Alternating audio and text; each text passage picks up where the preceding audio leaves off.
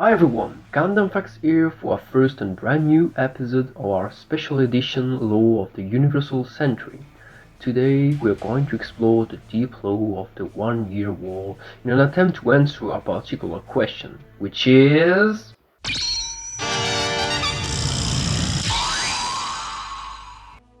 In this video we are going to present every gem model used by the Earth Federation forces during the crucial stages of Operation Star One, who they are, where do they exist, and extract every bit of mechanical knowledge we have on them so far. But let's start by the beginning. What is exactly Operation Star One? Operation Star One was a vast military campaign put to motion by the Earth Federation Space Forces after the success of the Battle of Jabur and Solomon and the conclusion of Operation Chamberlain. It was the final stage of the war and a crucial time for both sides. For Zeon, it was more or less a gigantic storm they had to withstand in order to organize a proper counterattack, but for the Earth Federation, it was a give-it-all operation, with all available military resources deployed for it. If Operation Star One was to fail, there was no way the Earth Federation could reorganize, and the Fedis would have been screwed. Like during the Battle of Lu, the combined fleets were commanded by General Revel and Vice Admiral Tianem, while Admiral Seipi and Gop remained in Jabur to organize the logistics. With Tiamen and Revel being killed in action before the crucial stage of the operation, the fleet command was passed down to Admiral Coligny, leader of the extremist faction, which encouraged space marine aids among federal soldiers. Kinda get a free pass to this kind of morbid situation.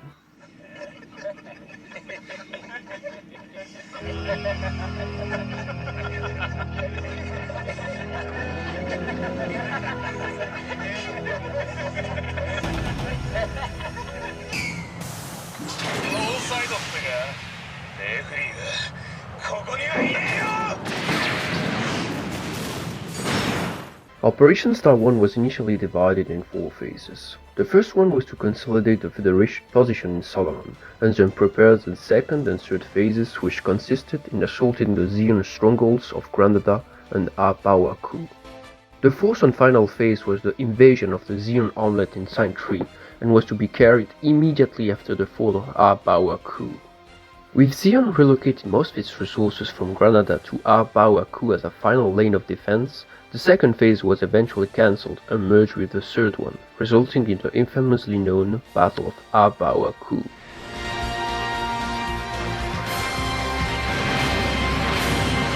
In the end, Operation Star One only lasted a single week, starting after the fall of Solomon in December 24 and officially ending in January 1st of the following year. As we all know, Operation Star One was a success, although it was kind of a Pyrrhic victory for the Federation. But that's enough setting for today, and let's get to our gem! Let's start by the most evident answer to our question, the regular LGM-79, the GEM, or the GM for the most aristocratic folk out there. Massively deployed during the final stages of the 1 Year War, the GEM was already 2 months old at the start of Operation Star One, and a battle-proof mobile suit. Although it was quite a humble and a simple design, the GEM was not to be underestimated. In fact, its raw specifications were superior to the Zaku 2 and the Rikdom, and were only outperformed by the Gaelgurk and the Rigdom 2, both introduced too late in the war and in too small quantities to be real game changers. Unfortunately, experience is the way of mobile suit combat, and shortly trained pilots and a general lack of experience before the Battle of Solomon is the reason why we ended up witnessing football match instead of duels. But then the inevitable question, how the GEM really came to be? The short answer? It's the mass production version of the Gundam. The long answer? Well, you see, the V project left some Gundam spare part in Jabur as backup storage, and the top brass decided to use these to build the Gundam ground types. With the need of more and more mobile suit on the front, the design was eventually streamlined into the GEM ground type, which later got a twin system space model, the GEM early type. The design of the GEM early type and the V project data collected by the Gundam was then fused and merged into a single mobile suit, which gave us the GEM Kai? Wait, and the regular GEM? Well, you see, the Fedis lacked time to refine the design, so they just simplified it even more, and voila, your evil GEM ready for duty. The number of GM participating in Operation Star 1 is still unknown to this day, but we know there were slightly more than 1,200 boats participating in the operation, so the GM's number must have been obviously lower. We also know that there were 3 GM production runs. The first carried by the Jabura facility, the second by the Recapture California base, and the third one by both Luna 2 and the Jabura facilities. With the second production run having produced 500 GM, we can only deduce that slightly more than 1000 GMs could have eventually been present for Star 1. Nonetheless, the GM gave an admirable service due to its sheer number, reliability and low price, and is perhaps the main contributor to the success of Operation Star 1.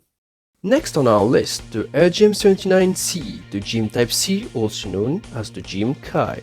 The GM Kai is a particular design which was initially not complementary to the regular GM. It was created outlaw by Hajime Katoki as a revisited version of the regular model.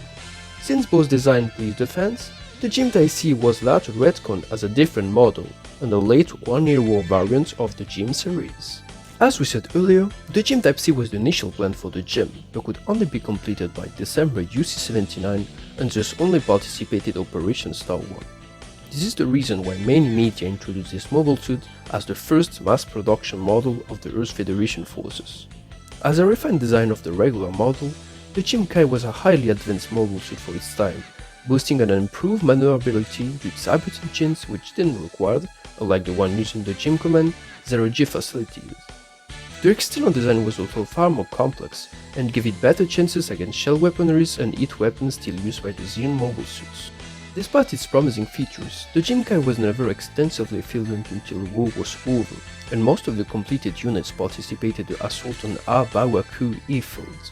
However, its qualities were undeniable, and this solid design was later approved as the mainstay model for the Federal Forces from UC-80 to UC-84. There is also a subvariant of the GM Kai, named the GM Late type. This model was basically a GM Type C with less durable materials, such as made of titanium alloy, and which mounted the backpack of the GM Command for higher mobility in space. This model was fielded in very few numbers, and was primarily piloted by Tosh Craig and Storm Mannings, both characters introduced in the Sentinel novel.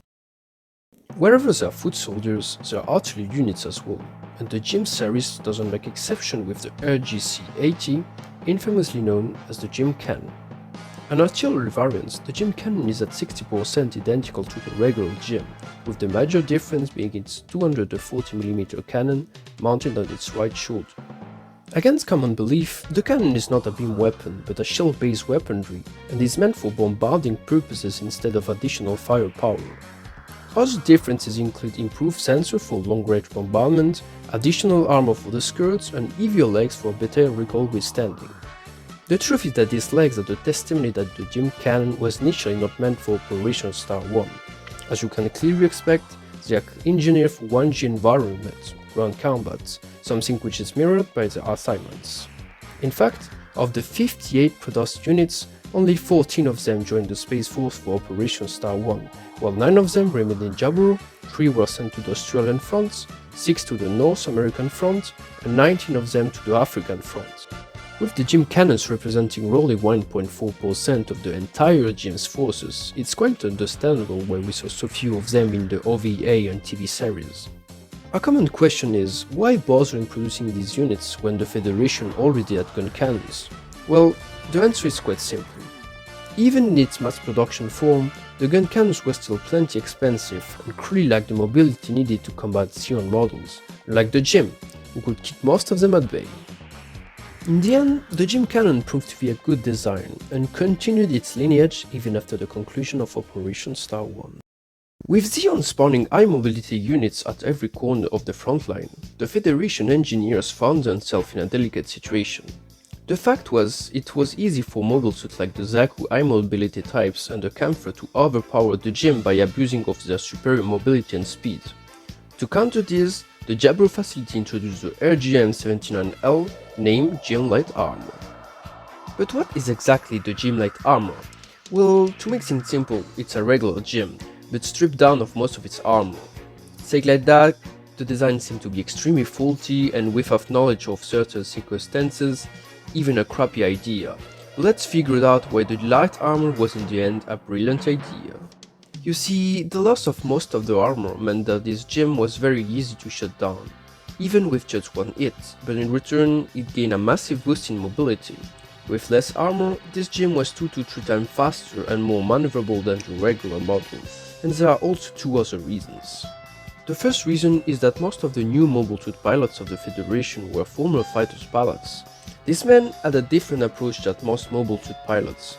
If they were to be shot down, they were likely down for the rest of the fight, and surviving on the battlefield was more about evading enemy attack rather than just tanking them.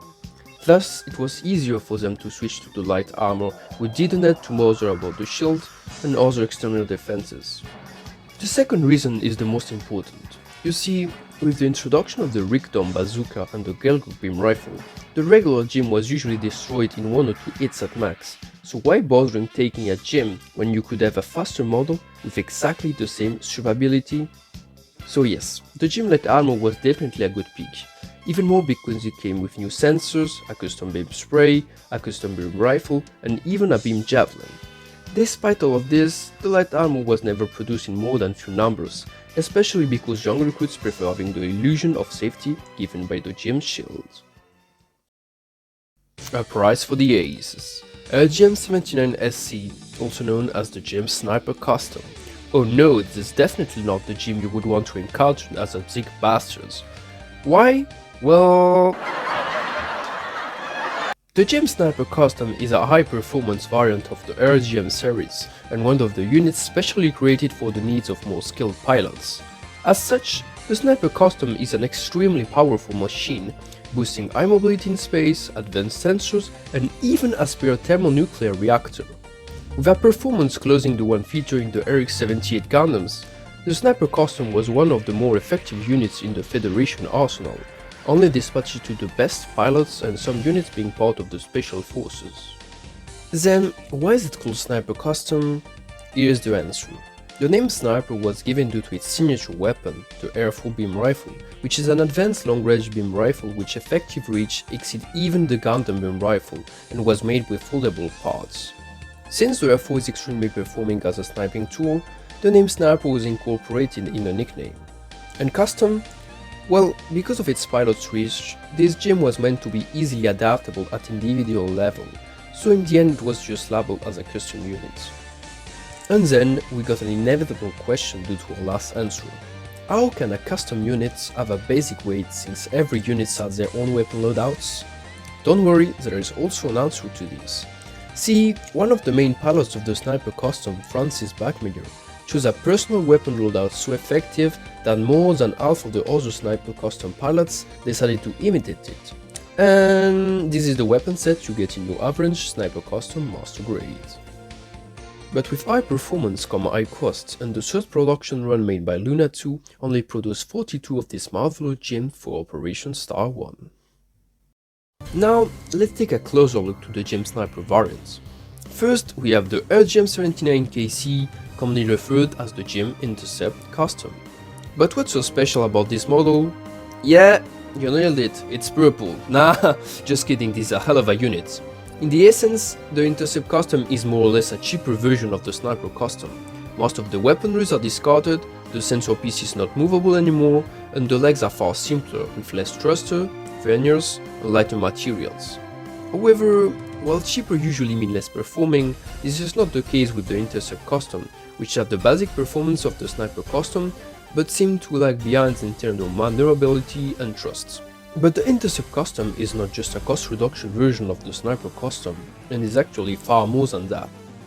It's meant to be equipped with what is called the Feather Booster, which is a large booster equipped with 12 missile pods and is a result of the fused development of the Corvette booster and the G-Armor.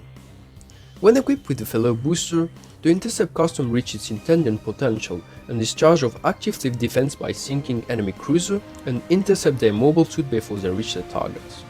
This is actually a feature which survived the model and was continued by some of its descendants like the Stark J-Gun and the Javelin Mega Spear loading type. At full speed, the Intercept Custom was one of the fastest units of the war and was one of the only contenders for Xeon Mobile Armor's the Big Rose. In spite of its low price, the gem only underwent a 10 units production, but its fellow booster proved to be a successful technology, with 45 additional units being commissioned after the end of the 1-year war. And after the attacker comes the defender. Here is the RGM-79HC, infamously known by every GBO2 player and codenamed Gem Guard Custom. Like the Intercept Custom, the Guard Custom is dedicated to fleet escort, but is not to be used as a spirit, but rather as a shield. To fulfill this role, this gem is equipped with what is called a Guardian Shield, which is a shield large enough to protect cruisers and platoon alike and made of 5 different layers. The first layer, which is the external one, is an anti-beam coating, similar to the one used in the Galgun and Gym Command shields, although it's more effective, while the other layers are successively made of Luna Titanium, the strongest material available, titanium alloy which serves as a cheaper reinforcement, ceramic composite which is easier to work with, and super hard steel alloy which withstand aging very well. Unlike the Intercept Custom, the Guard Custom is not a cheaper version, but more like a general improvement over the Sniper Custom, and a step toward the next generation of gems as seen with its new head sensor pieces, which is the prototype for the technology used in the Gem Sniper 2. The suit also got new Vulcans on its shoulder and a custom beam spray named the E5. However, as expected, the Guard Custom was still very difficult to use, and thus was only assigned to ace pilots who had survived multiple fights, most of them being part of the web-based junior crew. In the end, the Guard Custom played a vital role in the success of Operation Star 1, mostly by protecting Langdon ships during the Battle of Abawaku. Remember when I explained earlier how well suited were the Gem Cannon for space combat? Well, here is the model which corrected the issue. I named the RGC-ATS, aka the Gem Cannon, Space Assault Type. To clear something up first, the Space Assault Type is a brand new model, with its own matricula, but it's actually manufactured by extensively modifying pre-existing Gem Cannons with a standardized conversion. Of the 14 Gem Cannons deployed for Operation Star 1, 6 of them were part of the Revel fleet, and were all modifying to the Gem Cannon Space Assault Type. In the end, 2 corps received this machine, which were the 317 Mechanized Battalion and the 142 Mechanized Battalion, which was a special force unit tasked to protect Revel flagship and known for its blue mobile suits. The transformation of a Gem Cannon into a Space Assault Type has been detailed in Mobile Suit Variation Reading. The head sensors are improved, the back thrusters are replaced with new pieces taken from the Sniper Custom, and the legs are replaced with the Gem Intercept Custom own parts. The bombarding 240mm cannons is also replaced by a 380mm rocket cannon, which has its own cooling system and thus can be used in conjunction with the Balzac bazooka. Because of the solar ray assault, only one of the Gem Cannon Space Assault Type belonging to the 142 Battalion was saved and later participated with its red sister units the Battle of Abawaku. And surprise, it was the only one of its kind to survive the entire operation. Time to explore the second generation of gems, starting with the RGM-79GS, known as the Gem Command Space Type. Like all the previous models presented earlier, the Gem Command is not directly developed from the Gem, but is based off an innovative model named the Gem Cold District Type.